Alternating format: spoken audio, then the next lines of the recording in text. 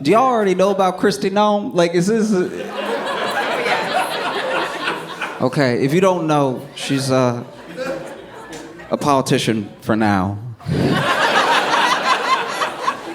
She's in South Dakota, and she has blown up. I mean, I'm technically late to the story. Like, she blew up on the news and every platform because everyone thought that she was like the front runner to be Trump's VP pick, and she released a book, you know, to just capitalize on that possibility.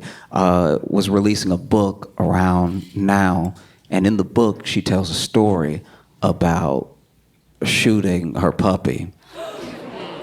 I know. And when I first heard about it, because I heard about it before I read about it, when I first heard about it, I was like, nobody's that dumb to just volunteer a story about them doing the one thing that'll bum everybody out across America, no matter what. Yeah, I mean, like, and she's telling the story, and she relays the story like a war story or something. And basically, she shot the dog, and then after she shot the dog, she was walking back to her house. I guess very proud of herself. And then she saw her goat, and she was like, I might as well. You know, because I got more than one bullet in the... And then she kills her goat, and then she told everyone. And I feel like there's a whole thing of politicians being out of touch, right? Like, you know, like sometimes you'll hear about a politician saying something, doing something, you know. Like a good example is like the way that people were during the pandemic, how they would just be like, oh, well, now's the time to dip into our savings. It's like, what are you talking about, our, right? It's a very out-of-touch thing to say because you as a politician are very rich because every single one of them in Congress, usually at least, engages in some form of insider trading, and very few of them are trying to stop it, you know?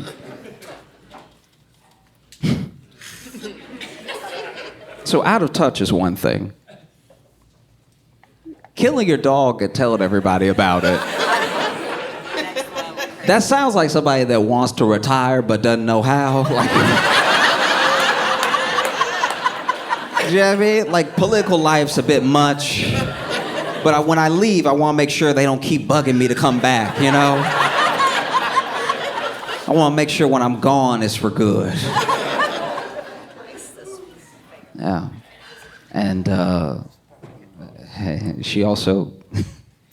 She keeps getting banned. There are a lot of reservations in South Dakota, and the leaders of each of these reservations keep voting and passing to ban her from stepping on the reservation, like ban her from the premises, which is like a good portion of the state. Like a lot of... I've never seen somebody get kicked out of outside. Like...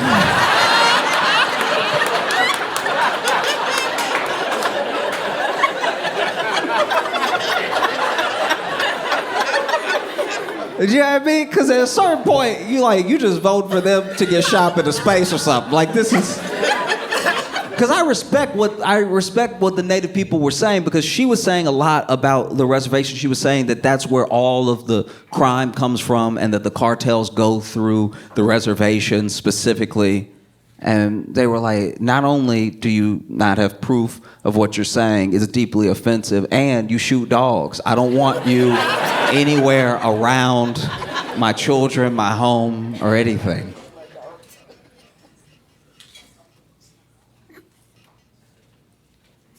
I feel like the only thing to do now is lock her in a room with Biden's dog. And like,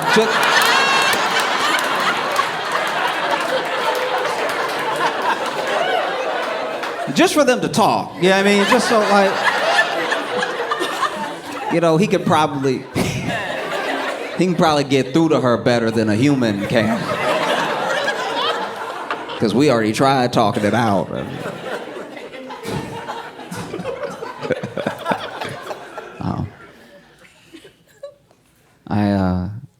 I feel very blessed to live in this time. You know, I don't know if I lived in any other time if I would have made it. I don't say that in a self-deprecating way. I just look, I hear stories from my mom, stories from my grandparents, stories from just the past. I watch documentaries and I'm like, sounds rough.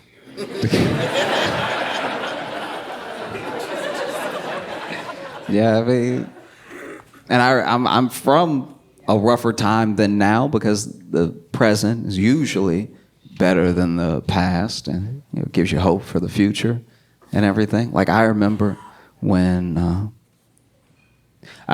text messages weren't unlimited.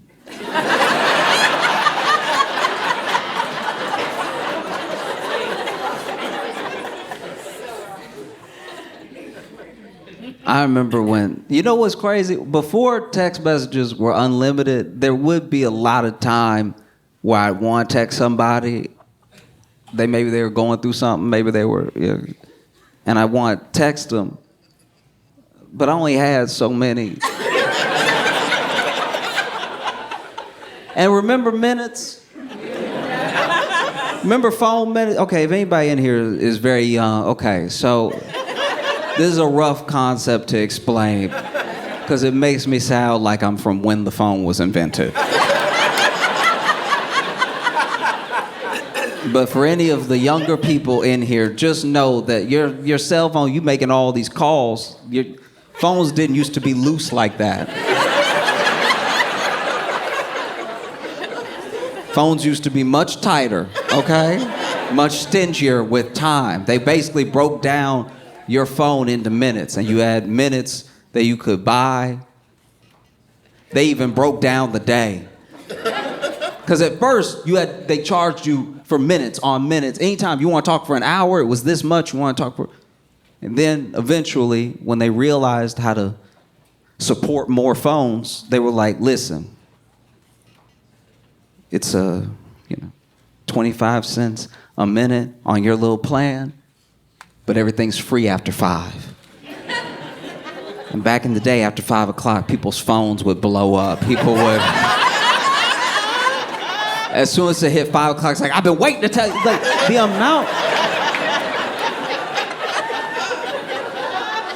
the amount of times that it was like after 5, and then I got a call that actually was an emergency that I should have been called about at 2, but they didn't want to mess up their plan. So then they were weighing how badly I needed to know. The amount of calls about death I got at 5 p.m. And I'd be like, why do you call me when it happened? He wouldn't be more or less dead if I waited. Why I gotta burn minutes to tell you something that's gonna be true in a couple hours?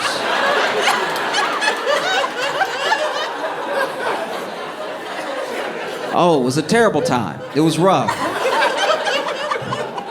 It was really bad. And texting fell under minutes. And so different phone companies had different plans. So for some people, one text was, a quarter of a minute. One text was half a minute. Some people, if they were being very expensive, a text was a whole minute, right? So it could be a very short text. It could be, hey, that's a minute. Which always felt crazy to me as a kid, because I got my first cell phone later than my other friends, because I didn't have money like that. So I had to buy my own cell phone and support it myself with minutes. And I remember I sent a text and it said, hey, and it would tell you how many minutes had been deducted every time you did something. When you get off the phone, it would tell you like that was 4.5 minutes or whatever. And I remember I sent a text message that said, hey, and it said I used a minute. And I was like, no, that wasn't a minute, because hey is hey. Hey, those weren't a minute. That I said, hey, I didn't say, hey.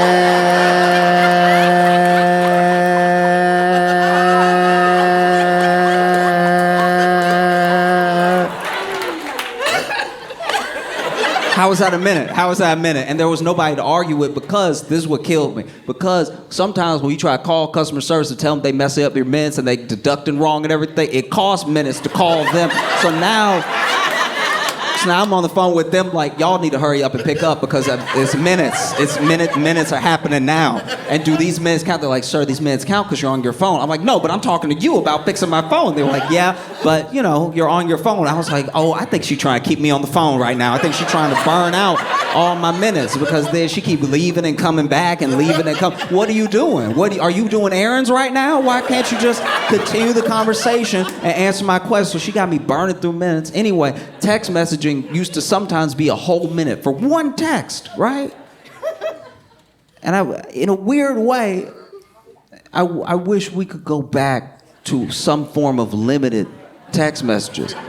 We all get too much. We all get too many. Because this is the other problem with texting that I have now. Now that it's unlimited, people feel like you're obligated to them because they text you because they feel like it's the same as talking. So as soon as they text you, it doesn't matter when they text you, as soon as they text you, that's like them being like, hey.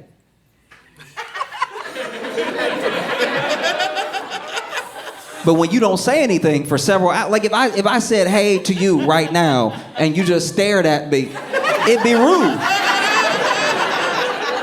It'd be rude. But you're also living your life. You're not obligated to say hey to me because I said hey to you. You're living your life, right? But then you'll text somebody, especially if it's important. You'll text somebody. And then you'll be like, all right, they'll text me when they get to it. I hope it's soon because this is important. And then maybe you're just on your phone. Maybe you open up Instagram or something. And then you see a new post. And then that new post is less than a minute old. I'm like, okay, that's after I text them. So they on their phone.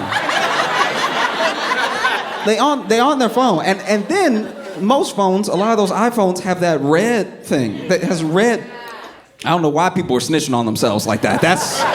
That's crazy. Because sometimes people tell me stuff in a text message I don't want to respond to. So then why would I put read by Josh at 6:03 and now it's 7:42 and they know I read it. And it was important. We need to go back. I don't know. Everything's always about more. Sometimes more is too much. What would our lives be like if there was a limit, a built-in limit, where you could only sin? I'll give you even a wide margin, high ceiling. Let's say 200 text messages in a day. I don't think most people even hit that. 200? But if you live in a hectic life, you know what I mean?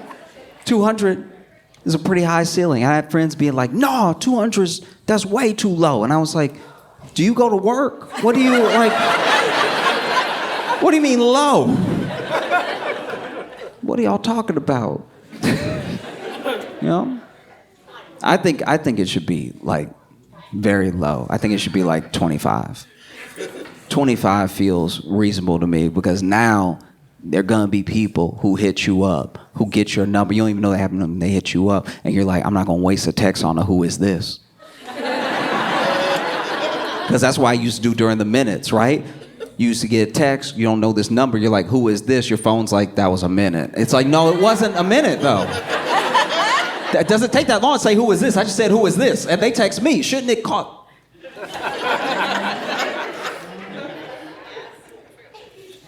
Every time you explain how tech used to work to a young person, I've said this before, but it just feels like the dark ages. Feels like feels terrible.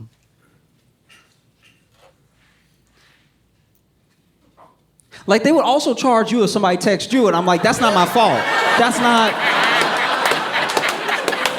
I can't control that over there.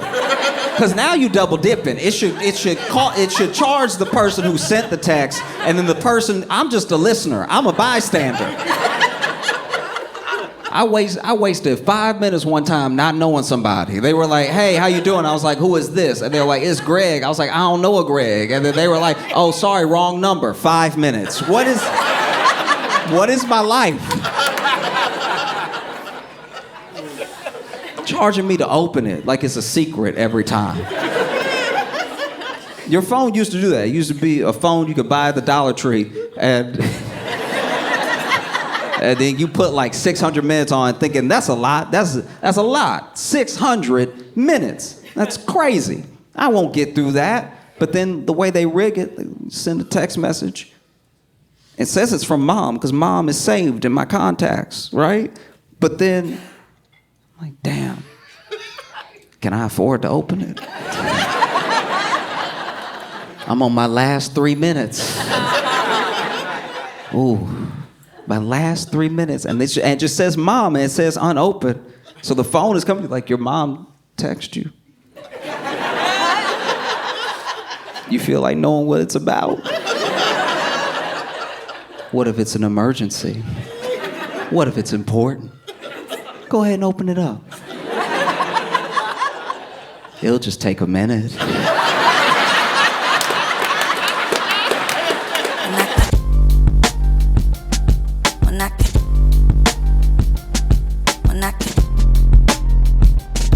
Mira, mira, mira, mira, mira.